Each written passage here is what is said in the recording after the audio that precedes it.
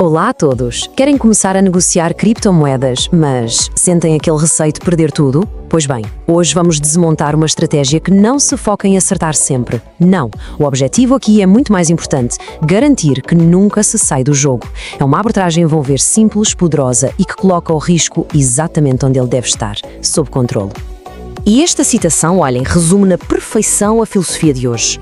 No mundo da negociação, o sucesso a longo prazo não vem de ter uma bola de cristal, vem da longevidade. Trata-se de gerir o risco de uma forma tão eficaz que se consegue sobreviver à volatilidade para estar lá, pronto, quando as verdadeiras e grandes oportunidades aparecerem. Então a grande questão é esta, não é? Como é que se consegue isso? A resposta não está no indicador mágico ou num truque secreto, nada disso. Está numa abordagem disciplinada, uma que começa muito antes de se pensar em clicar no botão comprar. Vamos ver exatamente como é que isto funciona. Ok, vamos então ao primeiro pilar. Esqueçam os gráficos por um momento. A sério. Antes de qualquer análise, antes mesmo de se escolher uma moeda, vem a regra mais importante de todas, a gestão do capital. Proteger o dinheiro com que se começa não é apenas uma parte da estratégia, é a estratégia. Porque sem capital o jogo acaba. Simples. E a principal ferramenta para isto vem de uma expressão muito usada por negociadores experientes, Fen Kan, que se traduz literalmente como divisão de capital. A ideia é quase enganadoramente simples, mas acreditem, é poderosíssima. Nunca apostar tudo numa única ideia. Ao dividir o capital, uma má decisão nunca nos leva à ruína. Leva apenas a uma perda controlada. Isso faz toda a diferença. Vamos ver como é que isto funciona na prática. Imaginem um capital de 10 mil euros. Em vez de o vermos como um bloco único, vamos dividi-lo, por exemplo, em 10 balas de 1000 euros cada. Quando se abre uma posição, usa-se apenas uma dessas balas. Se a negociação correr mal, a perda máxima está limitada a esses 1000 euros. As outras 9 balas continuam intactas, prontas para a próxima oportunidade.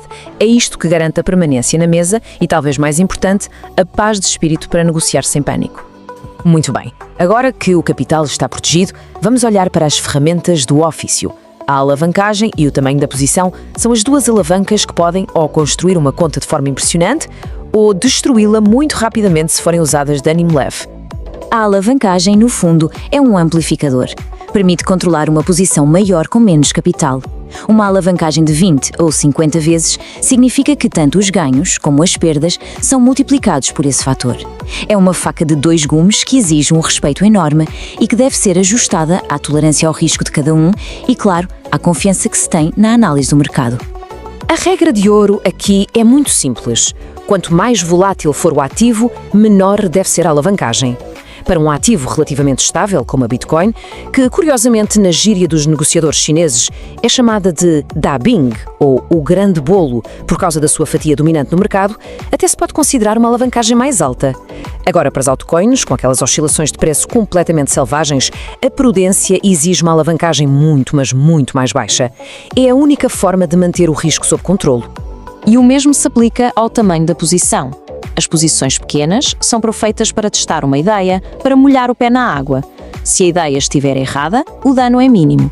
Já as posições pesadas, especialmente para quem está a começar e em mercados incertos, são para evitar a todo custo. O risco de uma perda substancial é simplesmente demasiado alto. Ora bem, com o capital protegido e as ferramentas compreendidas, é hora de traçar o plano de batalha. E aqui há um detalhe crucial. A maioria dos iniciantes foca-se em quando entrar numa negociação.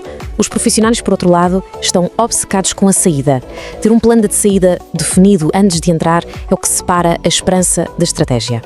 A primeira tarefa, então, é diagnosticar o mercado. Está a andar de lado, a oscilar ou está numa tendência clara?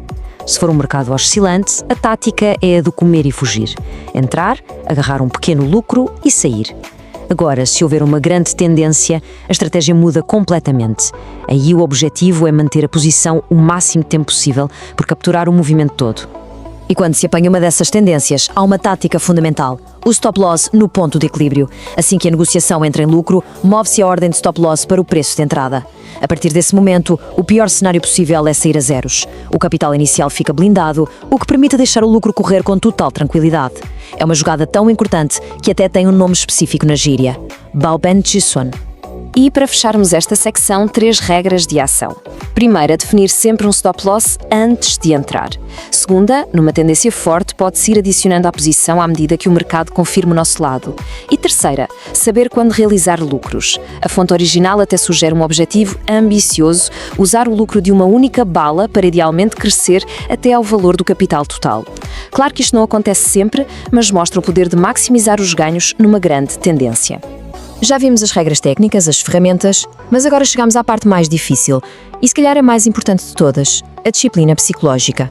É ela que nos vai permitir aplicar esta estratégia de forma consistente, dia após dia, a longo prazo. Portanto, a ideia central é esta. A estratégia assenta em 3 pilares. Primeiro, o controle do risco vem sempre, mas sempre em primeiro lugar. Segundo, ter a paciência para esperar pelas grandes tendências, porque são essas que realmente contam. E terceiro, desenvolver um pensamento independente. Compreender que quando toda a gente está eufórica com uma notícia, o movimento de preço muito provavelmente já aconteceu. E esta ideia final é absolutamente crucial. Isto não é uma fórmula mágica, é antes um mapa. É um ponto de partida disciplinado que permite aprender, adaptar e, acima de tudo, garantir que se está no mercado amanhã e no dia a seguir para continuar esta longa jornada.